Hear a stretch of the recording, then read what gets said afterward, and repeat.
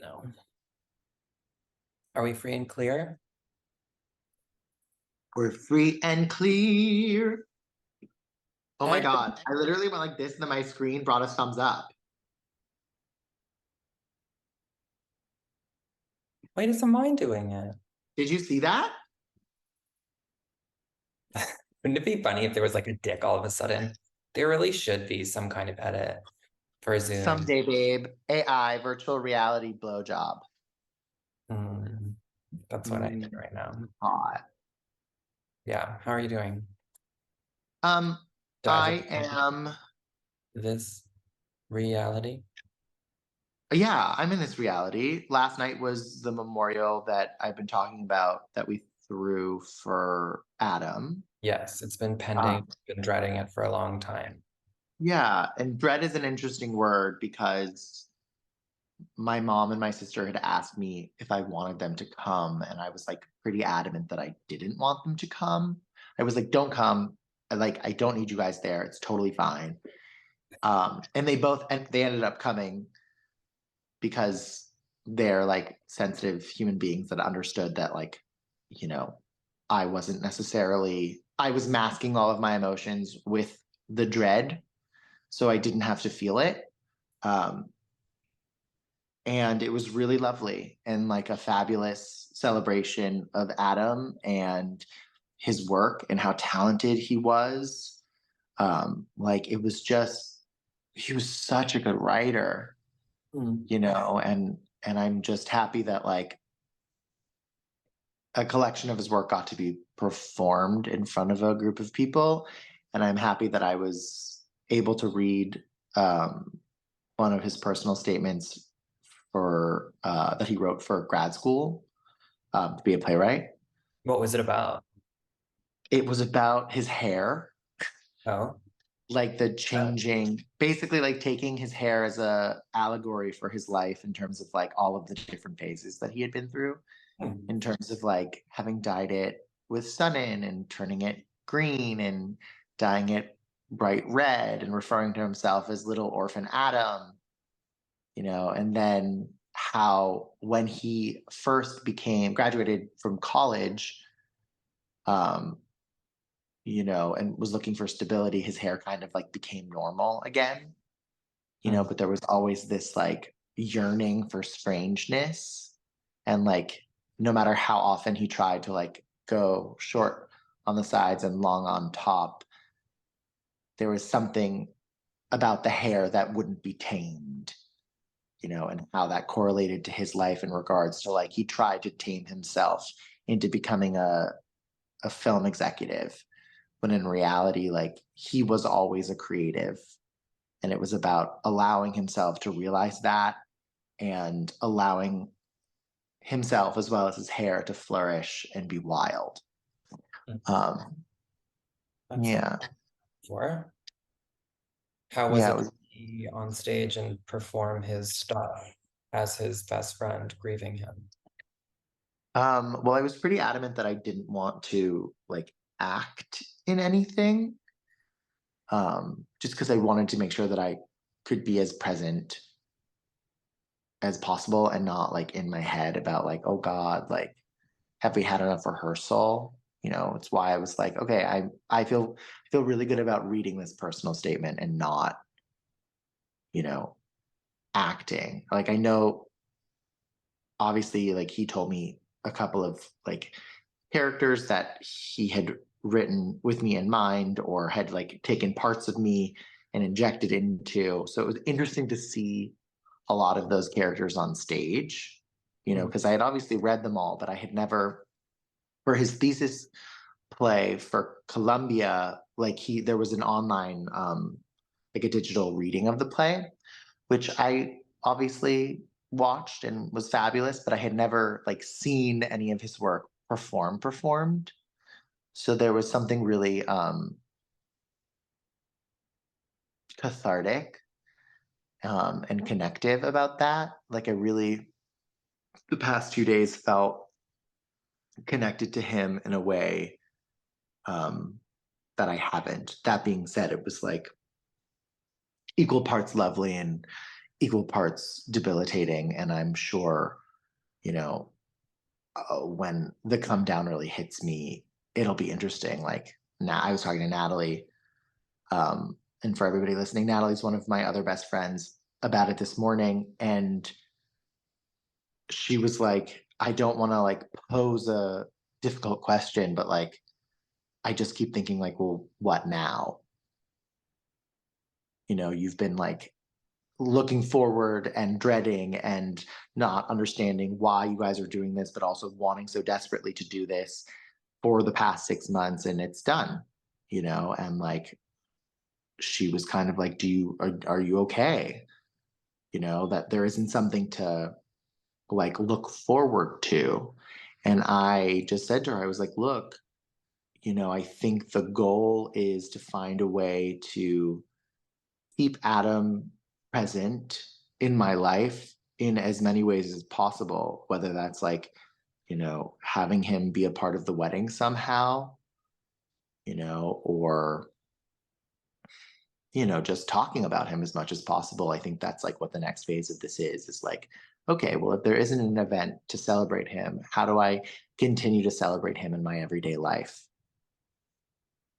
And that's the next puzzle to solve. Well, I mean, one, it sounds really beautiful to be in an experience with others, surrounded by his energy and their energy about his energy, all of the energies. His energy, Uh, their energy, our energy. but to feel a hyper-connectedness to him through others, feeling that connectedness through him all at the same time, um, sounds like a sensory experience where you were able to express and see other people express their grief through creativity and also real words. Yeah. But also like, I mean, I think it's really special that you were able to have that experience. And you were dreading it. You were not looking forward to it. At least I'd never heard No. you say you were looking forward to it. So Well, I don't think I you should think, rewrite that like now what are you going to look forward to because this wasn't something you were looking forward to. well, But I I get think, the question. yeah, I mean, I think the literal interpretation of it is like, no, I wasn't looking forward to it. I was looking forward to the idea of like having an event that was about Adam. I think after the funeral, a lot of us, because I mean, it was so fast, I think a lot of us felt um, like there wasn't enough of a um, opportunity for grief in the moment or expression of love because it was like a really like, oh my god, this horrific thing happened and the family came to New York, and we they had to throw together this funeral last minute and everybody was in such shock. So I while I wasn't necessarily looking forward to the idea of the event, I was looking forward to having a that moment of catharsis that we've been talking about, where we did all get to come together into a space and like celebrate Adam. What I think I was dreading dreading it, but also wanting it and hiding a lot of the desire for it with dread, if that makes sense. Sure. But I mean, I think you'll just figure it out. I don't think you have to pre-plan how you're going to continue to experience loss. Um, but I think it could be helpful to think about it as a relationship. He might not be here, but you still have a relationship with him. It just happens to be connected to a relationship with loss and him. Mm, And it will be up to you to decide how you want that relationship to persist and where and with whom and how. yeah, And I don't think you know that yet. totally. I mean, You need to know that, and it'll be a process that you'll explore. mm, I definitely got home last night after like the gathering after the memorial and like did all of my like woo-woo stuff that my Rolodex of mediums have told me to do. Like what? Um, like, that one medium was like, turn the lights off and like, make sure that it's pitch dark in the room and like take your phone camera and like, basically like scan the room because you never know what you see in the light orbs. And Hmm. like, I didn't know whether or not anything was gonna like pop up. And those orbs, again, for those listening, like I am very woo-woo. I'm very spiritual in that regard. I have like strong belief in that stuff.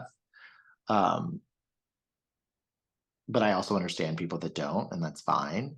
But there was something also cathartic about that because I have been really hesitant to um, take that advice from said medium. It's like very much scared me. And there was something last night that made me just go, okay, I'm going to start to do it, like, because if I do see something, fabulous. And if I don't, I don't. And like, I don't need to feel silly and I don't need to judge it. It's an expression of me wanting to connect with him, and that's beautiful. So I'm going to honor it. Well, that sounds nice then. I mean, I think that's what I was saying. You're gonna figure out what it's gonna look like. Maybe it's that. Maybe it's, I don't know. I don't know. Totally. All the different things to try. Totes. How are you? What's going on? Um, I'm I'm not fine. Uh, Honey. but I said, honey. me, no, I'm just stressed and just over it.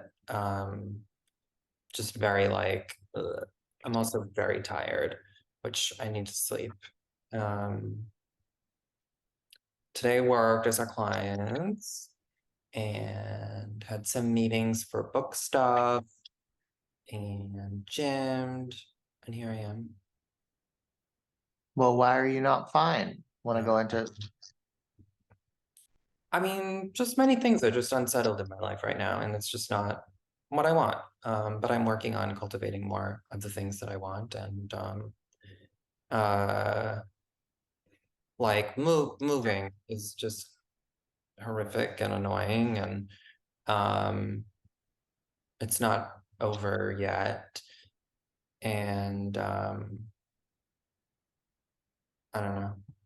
It's just left me feeling really alone, which is why I wanted to stop doing the back and forth because it's just such a lonely experience for me. Mm, I know some people, it's exciting and it's adventurous, but for me, it's just really triggering and lonely. Like saying goodbye to you is very triggering and upsetting for me. Coming here and being like, "Hey guys, I'm back," and like everyone like has a life and they're doing shit, and they're like, "Oh, I'm busy this week," and I'm like, "Oh my God, I have no friends. I'm alone. Kill me. Why am I here?" I'm just like, ugh. And then like I saw, got for those listening, Todd moved back to New York last yes. week. Um, Context. so just a lot of things. Um, just more annoying dating shit, which is Well, uh, pause. How do we find a way for you to like, I mean, is it possible to reframe any of those feelings? Like, or is it just kind of what it is for you? Like, there's do no you way. find, well, I mean, like, do you find that it's possible in these moments to like, you know, help untrigger yourself?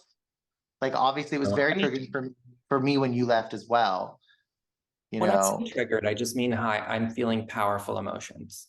They're not like I'm not fully triggered like panic level or Mm, writing in my journal crying, listening to Depeche Mode, wishing I was no longer on this planet triggered, but just like stressed out, annoyed, frustrated, periods of just like, am I gonna cry right now? And then not.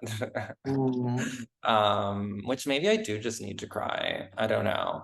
But it's interesting because like I'm going through all of these things, but I also have a lot of like mental clarity and I know all the things. Not to sound like cocky, but like I'm a therapist, so I can easily talk myself through all of this stuff. Like it's not a mystery. I understand myself, I can process my emotions, bibbity boppity boo. So it kind of feels like I'm just like under an umbrella in a rainstorm waiting for it to stop. I'm just like, it's raining, this sucks. I'm ready for it to stop. And I know that it will. I don't feel hopeless about it. Um, the dating stuff may be a little hopeless, but trying not to go there. So it's just that. It's just it. Yeah. That's Do you just think that like you being hyper aware as a therapist of this stuff maybe like not helpful? um. Like, because it sounds like to me like you're not, and this is coming from like an utter place of love. I Utter. feel like When you said utter that, I thought like utters. udders. Yeah, I had that same thought too. I was like, let me milk your udders here. Sometimes where my mind goes with words, I'm like, what? I mean, same. But actually, an Um, utter is an utter. So like, fair. correct. You gotta Yeah. milk that udder, babe. Milk that udder. What I Also, was saying was, what I was saying was, I think it would be lovely if you just like allowed yourself to feel those things and not be like, I'm a therapist. I know all of this stuff. I'm therapizing myself. I'm just gonna blah blah. Like sometimes I feel like that spins the dark and twisties more. spins what? The dark and twisties more.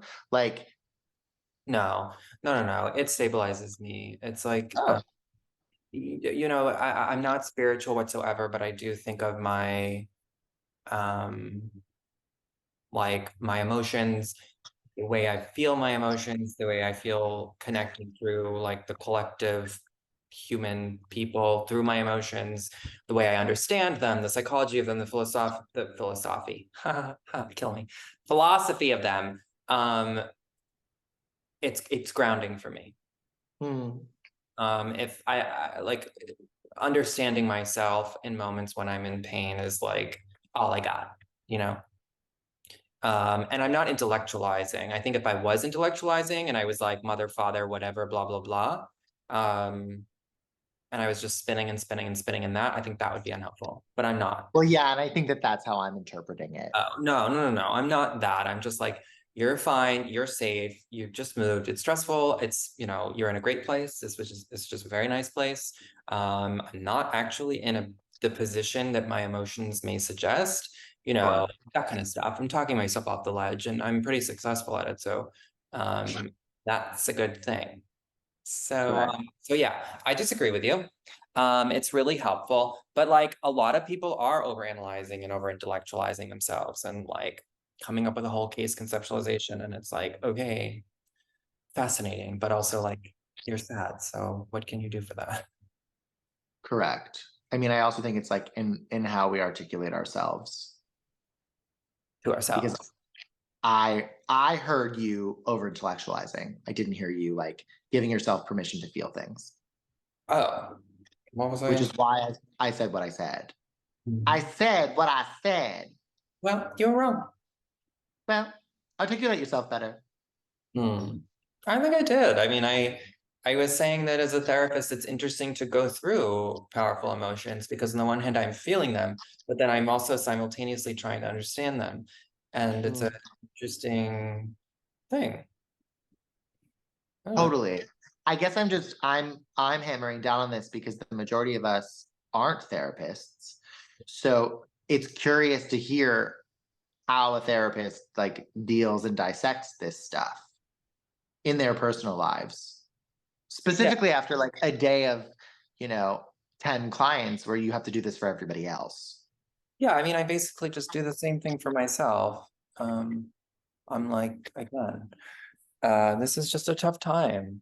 But the thing is that most people, when they go through tough times or they feel something really hard, is they blame themselves, they blame someone else, they have some kind of core belief gets triggered, like I'm unlovable, the world is all against me, everybody sucks, I want to be alone, nothing's ever going to change.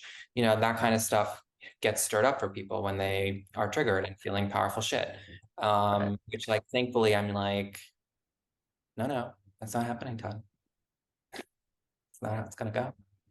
And then I hug Ellie, and then I have some chicken salad and a new day.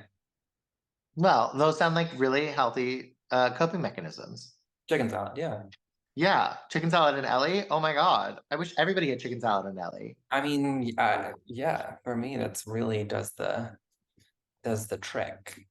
The So old people say trick. chef's kiss, and I'm like, okay, Okay. So I guess that's a good way to segue into like, you know, the idea and topic of like self-care. yes. Would you want to intro the topic? Was it self-care? Was it? I thought it was. It's how you take care of yourself, how Is you're it? kind to yourself, being kind to yourself. No? Right, different. Is Kind, it? being kind to yourself and self-care is different. I think self-care is more of an act or lifestyle, behavioral thing of how you treat yourself. Well, being kind to yourself is a Kind to form of yourself treating is just yourself. being nice. It's not necessarily self-care. Okay. Anyway, That's interesting because I view it as similar. oh, Like I mean, when I say self-care, like I don't mean the capitalism version of self-care. Like, yeah, like going to a spa and spending money on like my facial regime. You know, for me, like self-care is like not going out because I'm exhausted. yeah. You know, and that is also a form of me being nice to myself. Hmm. You Yeah. know, like understanding what my body and mind needs and like not pushing myself into a state of utter You want to milk something, and I don't know what that something might be. I have no clue. But no idea. yeah, you really want to. Oh, Oop. Um, yeah, so I guess for me, like being kind to myself is similar to self-care, but not for you. um, I mean, it's subjective. There's no right definition. Do you? Okay, well, what do you do to be kind to yourself? Good question though. Is that always something that's come easy to you, or is this a new development? Oh, it's a super new development. What did you do before, and how did your development it? Well, I think I was for a very long time so like externally focused on others that I never really took the time to ask myself what I needed to recharge. Um, you know, and I think honestly, I think like And so focused on others in what way? making sure that everybody else was okay. You know, for a really long time in my life, it was like my main priority was making sure everybody else felt good and was taken care of. And I think genuinely the last year and a half working in the restaurant has been super eye-opening for me in regards to like how important it is to take care of myself, specifically because I'm exhausted. You know, I don't have the bandwidth to prioritize everyone else first, you know. So I think I've made a like a hard left turn in regards to that, which has been really wonderful because I really resisted prioritizing myself. And like, you know, you didn't necessarily know me far beyond that, but like, you know, when I was younger, it was like I did everything I could to avoid taking care of myself because for some reason, like it felt um selfish or um well, I mean, I was hiding from myself for so long. So I think like taking any time for myself felt antithetical to my like objective, which was to not see myself clearly. Does that make sense? Yeah, would you say you hated yourself? Um, would you say that you hated yourself? What Ah, um, I talk. yeah, I guess. I mean, I don't know if I would use that word is super, super strong. I don't know whether I ever thought about it as hating myself. I think it was more I was scared of myself. Mm. Like the hatred makes me think like anger. And it wasn't really it wasn't angry that I was gay. I was scared of it. I didn't know what Okay. it meant. I'm homosexual. Whoa, are we announcing this on air? We are, just so Yeah, everyone knows, Benjamin Seidel is a homosexual. that's so tough. This is a big step, honey. Sorry. But like, interestingly enough, yeah, I do think more than hatred, it was fear that kept me from taking care of myself. Mm. I sometimes like to think about things using dramatic language, um, because I think life is very dramatic sometimes, and the way that we can act and behave really is pretty dramatic. Like, putting others before you're putting other people's needs before your own, not even identifying your own, saying that you were running away from yourself, and you know, maybe hate doesn't feel like the word, but that love certainly wasn't there. No, love certainly wasn't there, but I also think like When we the run devil. from stuff, I think, it's a reflection of disliking ourselves. Well, it's a reflection of being uncomfortable, or I think that sometimes speaking in hyperbole isn't helpful because it generalizes the multitude of emotions that we feel specifically in the closet. Like I understand that, and I understand that like we do live life in very polar ways sometimes. But for me on my journey, like a lot of my life has been about figuring out how to slow down and not just jump to a polar, and not jump to, oh, I hate this, or oh my god, I love this. It's like, no, there is gray. And it's been really important for me to acknowledge that gray and understand how to ride the wave of that gray. And that, I think, in itself is what has led me to finding a way to love myself and quell that fear and quell that anger or potential hatred.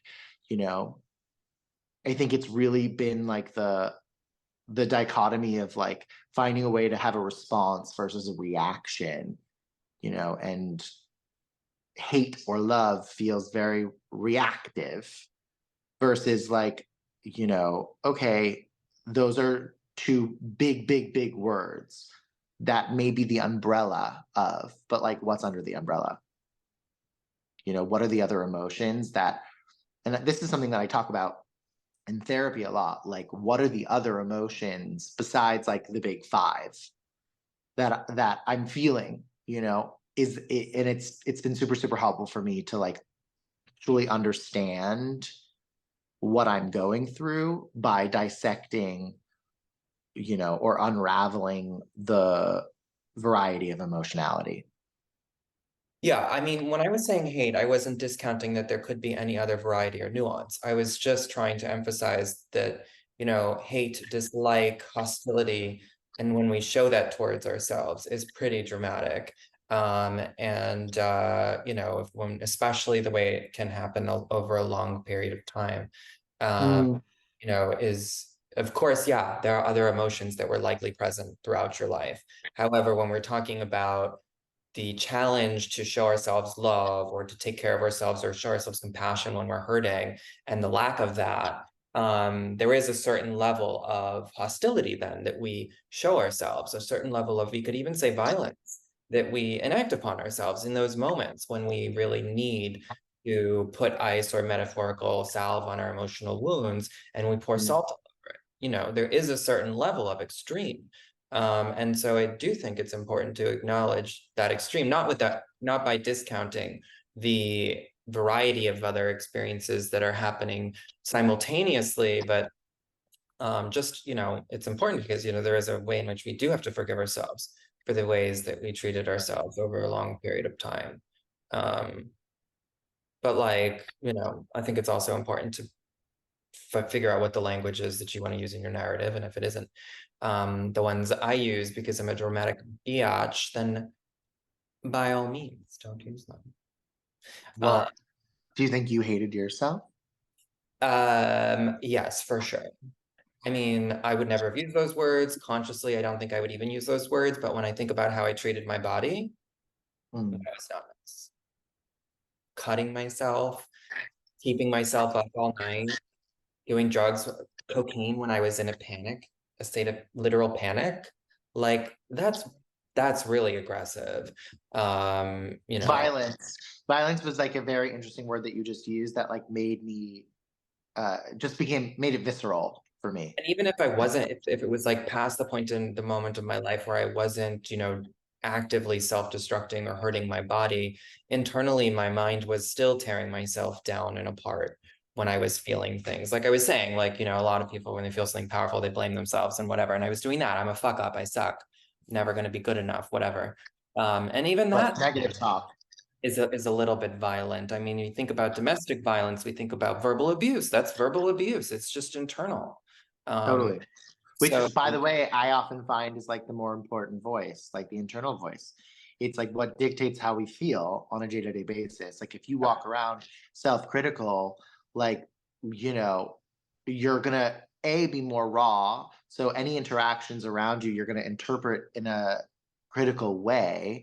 And B, like you're gonna be closed off because how could you not want to just hide in a shell if right. you're walking around telling yourself how horrible you are every day?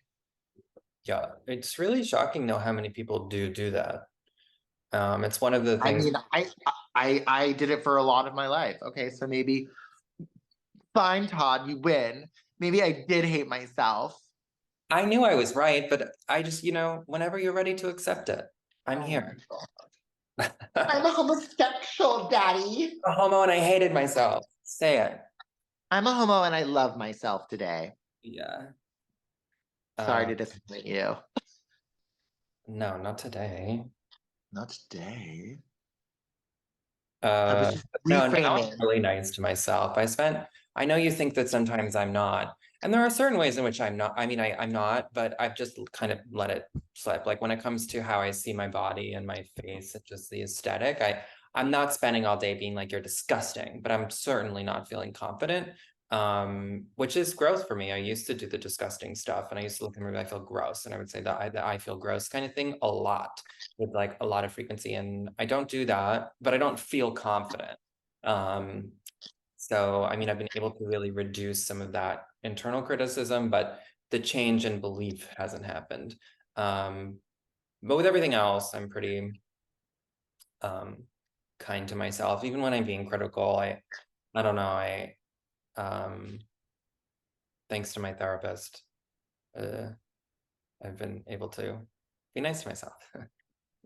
Yeah, I mean, I think it's also like, you know, it's an arduous journey to learn how to quiet those voices, those critical voices. And, you know, instead of looking in the mirror and saying, ugh, I feel gross, say, like the transition to like from, ugh, I feel gross to this is your body. And if you don't learn how to love it, what are you doing? To then the transition of celebrating your body is like those are major things, Yeah. that I think most people don't even accomplish. Like most people don't get to the end of that spectrum. I know I'm certainly not at the end of that spectrum either. Like there are certainly moments when I get self-critical in the mirror and I have with a lot of practice started to learn how to like curb those thoughts you Good. know It's great. Good for yeah, I mean it's not perfect and some days are better than others, as you know. you. um but yeah, I think that's a form of being nice to yourself for sure, learning how to curb the negative intruder, Yeah. stranger danger. Something that was really helpful I mean, I said therapy, but I mean, I think the everything is so simplified in terms of how do you get to the place where you're nice to yourself, where you feel confident. And Mm. I think everyone has their own special journey, whatever. But for me, is having seen my therapist for so long and having such a consistent voice that was affirming, that did like literally not once judged me, no matter how parable of the just never, even when I when I was a teenager and I totaled my parents' car in our driveway, hi, not a single judgment from him. Of course, my parents, screamed and yelled at me and punished me, but he, no matter what I did, I was affirmed. He said, "Of course you did that." Well, I Uh, think I and think you were lucky to have a I presence know. like that in your life. Like, thank God for I him. mean, it saved me. I honestly don't think I would be alive. And this is what helped build my resilience, and I see people, my patients, they come to me after having never had a therapist. They're in their 40s and they've never really had a voice like that. And the Mm. degree to which so many people are committed to hating themselves, or being unkind, if you'd rather, that is really, really prevalent. I mean, it's really sad. I don't But think that people, I think most often people don't know that there's another option. no. Well, and what I'm saying is that we need to be in environments and people and places and things where we have an experience that is affirming in order to Mm. be able to affirm ourselves. I know we think about, we're being told to say affirmations in the mirror or whatever. We need this dynamic interplay between the world and our inside world, the internal and the external, in order to actually start believing positive things about ourselves. And it's a long, long, long process. Yeah, I remember something just came back to me of like it was an episode of Oprah. Oh, Um, Oprah. and I can't remember who the guest was, but they were talking about the idea of being selfish versus selfless, Mhm. and how the concept of selfishness gets such a horrible rap. But like the main image of the segment was the idea of like when your cup runneth over is when you should give and give in excess. But we as human beings need everything in our cup. Mhm. And the second that you start to dip into your cup to give to others is the second you stop prioritizing yourself and stop taking care of yourself. And it's important to take care of yourself, to be kind to yourself, because that's when you can actually effectively give to others. Yes. So, like, learning how to monitor, like, like I said earlier in this episode, like learning how to monitor when I'm fucking exhausted and I need to stay home, because if I were to go, who knows what mood I'm going to be in? Yes, I have control over my mood. Yes, I can like decide, okay, are you going to show up or you're not? But sometimes it's very, very hard to do that, So it's understanding that like internal um compass. Compass? Is Mhm. that a compass? Sure. Why not? Barometer? All of the measurements, tools. Okay. Love it. How many inches? That's another episode. Oh, okay. You have to pay for that. That would be available on our paywall. That will be available on our OnlyFans. OnlyFans. Only flans. Yeah. What a wild ride. Yeah, so Mhm. just never be mean to yourself. Love that. Is that our new motto? I mean, it's mine. I mean, what's the purpose? It's such a waste Should of we say it time. together? Let's say it together. Never be. Okay, no. You don't want to say it together? It Too just much. feels Too much. silly. I like silly. You What's like wrong with silly? Fine, whatever. What's the question of the week? the question of the week. What's something you feel proud of overcoming, doing, accomplishing, any of those? Surviving 2023. All right, Literally, that I feel really proud of myself. good. You should. Like, There's a horrible year for you. it was like, hardball after hardball after hardball. Not to say that there weren't wonderful aspects to this past year, because there were, but like I learned about my resilience in a way that I, you know, hadn't been properly introduced to before. And that makes me very proud. Good. How about you, Boo Boo? There's just so much. Give me the list. Santa's coming. We need the list. Um, I don't even know. Okay, Todd. Well, I'm gonna make you pick one, or I'm gonna give you one. This is just the mood I'm in. I know, but it's my job as your I best mean, friend there's to a list. ask There, you. I'm doing like this is the other thing with when I get to these places is like I'm doing so many great things, and I do great things on a daily basis. And not to sound like a little biatch, but it's true. I do, and I'm aware of it, whether it's personal or working with clients or whatever it is I'm working on. Like I feel good No, about Todd, it. you are so humble. I mean, why bother with being humble? Okay. Well, I'm going to say that I'm really proud of the fact that you wrote your first book this year. I think Yeah, that's a major accomplishment. And instead of saying how generally like you do great things, I'm going to pinpoint one specific thing for you this year that I'm exceedingly proud of you for. thanks, dear. Yeah, I'm proud of it. It's just hard It's because fabulous. And you all are going to be able to buy it when, Todd? June. June. But June. I've already pre ordered it on Amazon. Thanks, dear. As can everybody pre-order it. Yeah. Hey, I don't know. No, I mean I'm proud of that. For sure. I was more proud of it when I actually finished it, which was last year. And then the process has, I've enjoyed the process of editing. Bitch, Uh, you did not finish it last year. You finished it this summer. no, no, did I? Yes. Uh, I read it in August. oh, but like I had like it was written. I would been editing this year. If I finished it, I think See so. everyone. Todd likes to qualify his accomplishments, even though he may sound like he's not Oh, I'm just humble. saying when I was feeling proud about it. Now I'm just kind of like, okay, let's get this thing out there. Let's get ready to rumble. La, la, la, la, la, la, la.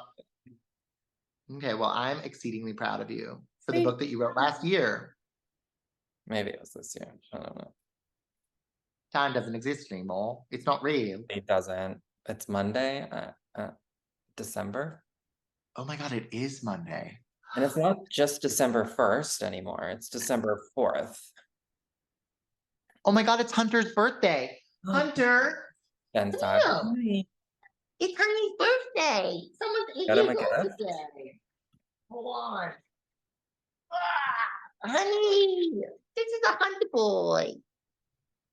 Mm. December 4th. I didn't even realize it was the 4th. Happy birthday, honey. This is my 8 year Hi. old pup. Mm.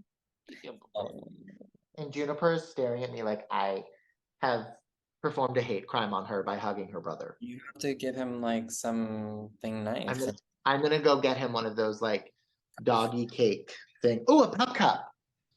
Yeah. I've never gotten them pup cups before. Garrett's convinced they'll get diarrhea.